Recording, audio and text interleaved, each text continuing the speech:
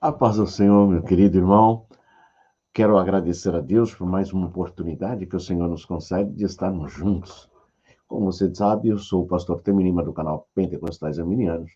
Te convido a estar alguns minutos comigo. Nós vamos apresentar hoje para vocês uma das obras mais fantásticas que já apareceu no cenário brasileiro.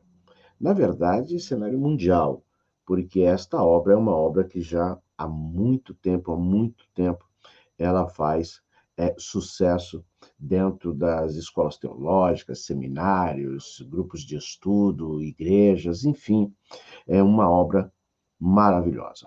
Edições Vida Nova, agora em 2024, ela nos brinda mais uma vez com uma obra atualizada, uma obra que recebe a envergadura de três grandes medalhões da teologia mundial.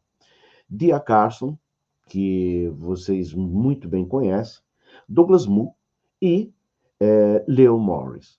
Bom, trata-se da obra Introdução ao Novo Testamento. Olha só que maravilha, olha, capa dura, um trabalho magnífico, uma capa de abertura interna que dispensa comentário. Olha só como ele vem. Uma taça, e quando você abre, você vê aqui a figura de uma taça. Uma coisa assim fantástica, realmente remetendo à ideia de que você está sendo comemorando, que você está brindando uma das melhores obras literárias. Bom, essa obra por si só, ela já fala por três grandes pessoas, mas algumas características importantes ecoam dentro desta obra. E nós vamos comentá-la agora. Antes disso, eu quero te dizer da onde é oriundo esta obra. Na verdade, a segunda capa, a primeira edição desta obra é essa aqui, Introdução ao Novo Testamento. Essa nova capa, ela sai em 2000, deixa eu ver aqui, em 2006, ela sai com essa capa. Essa obra foi lançada, na verdade, em 1997. Olha só quanto tempo nós estamos falando desta obra, né? Se nós esperarmos mais um pouquinho, mais uns 3 anos, vai estar 30 anos do lançamento desta obra. Então, ela realmente dispensa qualquer comentário, porque ela não só se solidificou por si, mas o tempo a aprimorou ainda mais. Bom, esta obra, na verdade, inclusive tem um vídeo de Vida Nova, o irmão Glencimar, inclusive, apresenta muito bem, e ele mostra uma obra que eu, na verdade, eu tinha também, mas como eu disse a vocês em outros vídeos, eu, infelizmente, quando eu ampliei minha biblioteca aqui, eu tinha separado os livros, encaixotado, por causa de poeira, uma série de coisas, e por um equívoco, uma caixa, ai, corta o coração de ver isso, falar isso, mas uma caixa com alguns bons livros acabaram indo para o lixo gratuitamente por um equívoco, né? E dentre eles essa obra de Leon Morris, que junto com D.A. Carson e Douglas Moo, que é um livro que era dividido capa branca e azul, era bem o estilo. Em 97, quando ela foi lançada, aconteceu isso. Bom, perdi, e depois nós tivemos que adquirir outra obra e tal, e nossa obra é uma das obras mais fantásticas que eu já vi. Claro, nós temos grandes, boas obras que vão falar sobre o Novo Testamento, mas a nível de introdução, ou seja, você está dando um panorama daquilo que você vai encontrar. E essa introdução feita por D.A. Carson, por Douglas Moo e por Leon Morris é singular, é realmente singular. Falando um pouquinho dos autores, cada autor ele tem uma singularidade diferente. De Carson eu gosto muito porque ele trabalha muito nas escritas, né, da questão de defender a crítica textual. Né? Ele, como sendo cristão, ele defende com unhas e dentes. A maioria dos seus livros, e olha que são muitos, Você sempre encontra uma característica de D.A. Carson defendendo a escritura, os seus valores escriturísticos, enfim. Douglas Moo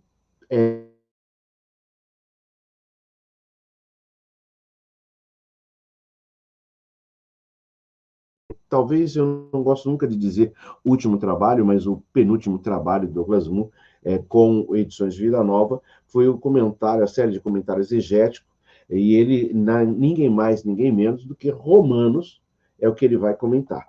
Olha só o calhamaço aqui. Então, Douglas Moo, inclusive no comentário introdutório aos Romanos aqui, ele, sabe, ímpar, é ímpar. Então, aquilo que foi falado lá atrás vale hoje. Tá? E, por fim, nós vamos encontrar aqui Leon Morris. Bom, se você pegar a capa, tá, da primeira edição, depois a segunda capa da primeira edição, e pegar agora a segunda edição, você vai perceber que desaparece, né, o nome de Leon Morris. Vamos esclarecer isso para depois a gente entrar na obra. Primeiro, porque é singular o valor. Quando você faz uma introdução, ou a ideia de propor uma introdução bíblica teológica, você tem que levar em consideração uma série de fatores, uma série de valores que envolvem a sua ideia dentro daquilo que você está apresentando. Posto isso, os autores levaram em consideração, em 1997, todo um cenário, não só que eles ouviam, o que a baixa e alta crítica da época estava dizendo, qual era o conceito de análise teológica que se inseria no cenário nacional para a época, e esse livro foi relevante por isso, porque ele se adequou a uma situação, não perdendo seu teor histórico-cultural e exegético. Porém, com o passar dos anos, e nós não estamos falando aí de 20 e tantos anos, muitas coisas mudaram. Já naquela ocasião, esses autores já não eram mais criancinhas, não eram mais jovens, né? Já tinham uma certa idade. E agora, quando resolveram fazer a ampliação e atualização desta obra, para chegar agora não mais numa capa flexível, mas por se tratar de uma edição que sai de 500 e poucas páginas e dobra para 1000 páginas, ela merecia uma encadernação diferenciada, uma diagramação diferenciada e uma capa dura. E, por causa disso, esses autores ampliando isso teriam um problema. Qual seria? A idade.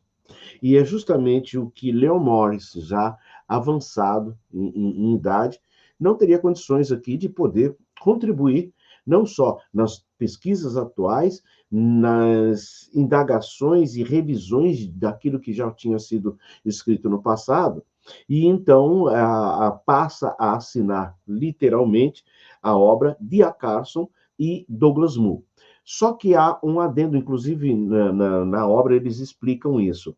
Com o consentimento de Morris, o que eles fazem? Eu achei muito interessante isso falta um pouco para algumas pessoas, isso caráter de honestidade. Eles concordam entre si de que tanto Carson quanto Moo vão fazer atualizações dos seus escritos e vão dividir 50% para cada um das obras escritas por Morris. E assim, se houver alguma coisa relevante, tanto responde um quanto responde o outro. Isso foi muito bacana na obra. E eles fizeram essa atualização e ressaltam isso, inclusive, no livro. Duas características importantes que o livro do passado sofreu para esse período aqui. Bom, a primeira é em relação à introdução a cada livro. Essa introdução é feita de uma maneira ímpar, porém, quando chega-se após a carta de Atos dos Apóstolos, e aqui, antes de chegar nessa divisão, é interessante esclarecer que, para nós pentecostais, que temos uma aliança muito forte com o livro de Lucas, Evangelho segundo escreveu São Lucas, e o livro de Atos, até porque é escrito pelo mesmo autor, nós acabamos fazendo uma ligação Lucas-Atos muito segura. Eles respeitam isso. eles respeitam esta visão, e inclusive seus comentários são pontuais na obra.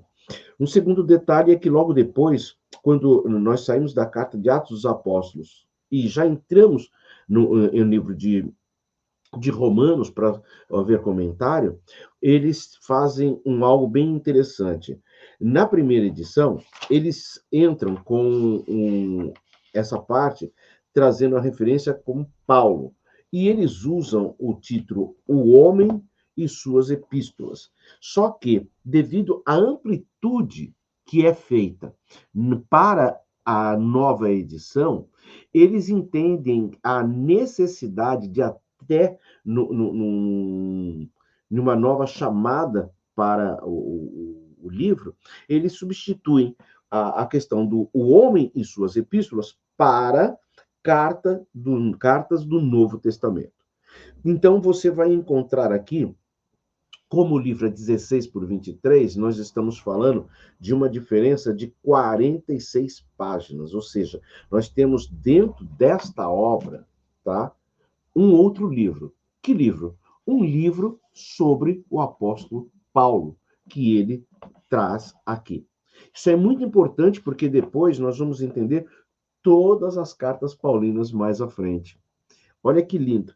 E interessante, na primeira edição, eles apresentaram 38 páginas.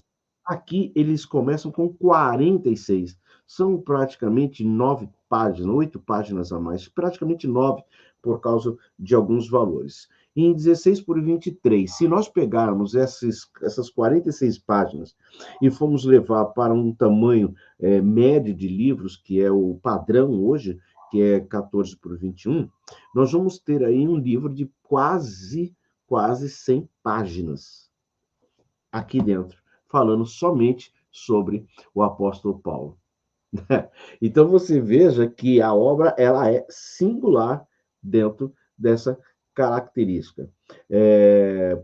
Interessante também que essa parte de Paulo, inclusive na obra eles comentam isso, e eu achei muito interessante, que é o fator deles debaterem e trazerem um posicionamento sobre uma questão que é muito debatida na atualidade, que o que é a nova perspectiva, ou seja, uma forma de analisar, ou melhor, reanalisar, ou querer reanalisar os escritos paulinos.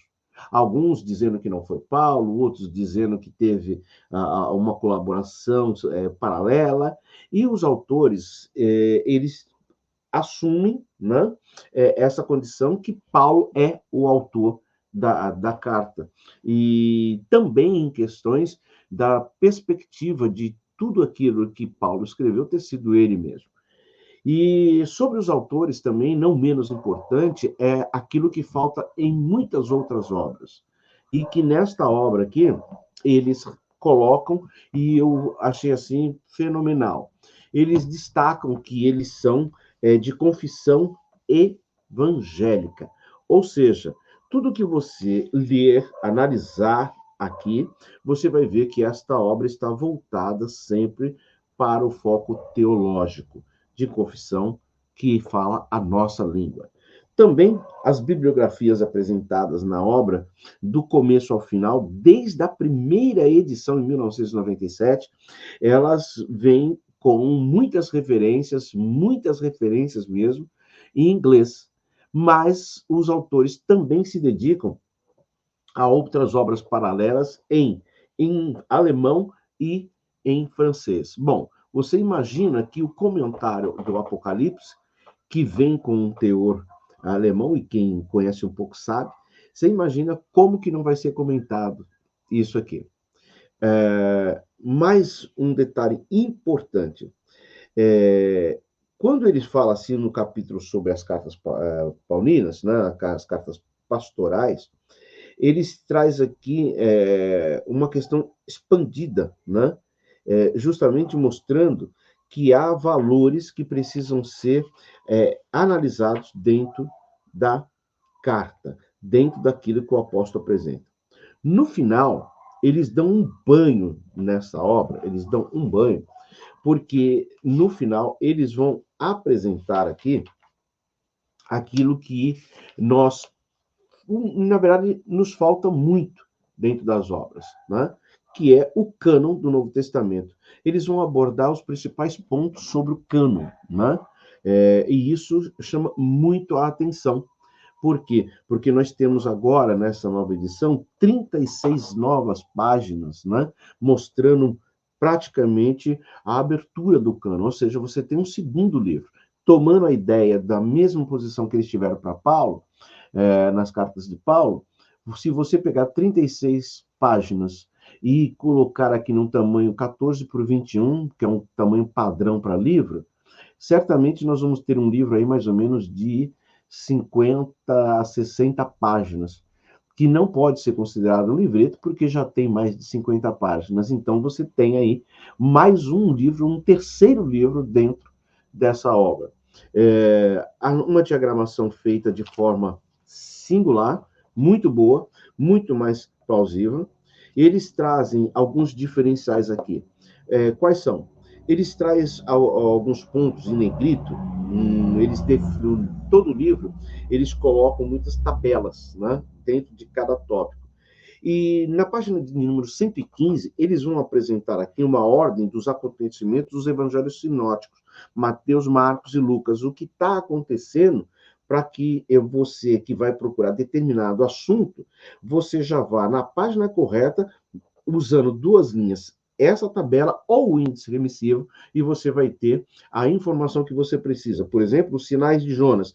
Em quantos evangelhos como Jesus comentou isso? Você vai ver que Marcos ele se abstém dessa informação, mas tanto Mateus quanto Lucas, eles trazem essa informação. E os autores são pontuais quando comentam, porque eles vão comentar Lucas e vão comentar, eles vão comentar Mateus, vão comentar Lucas, respeitando os escritos de cada evangelista. Então, isso é primordial para quem gosta de uma boa teologia.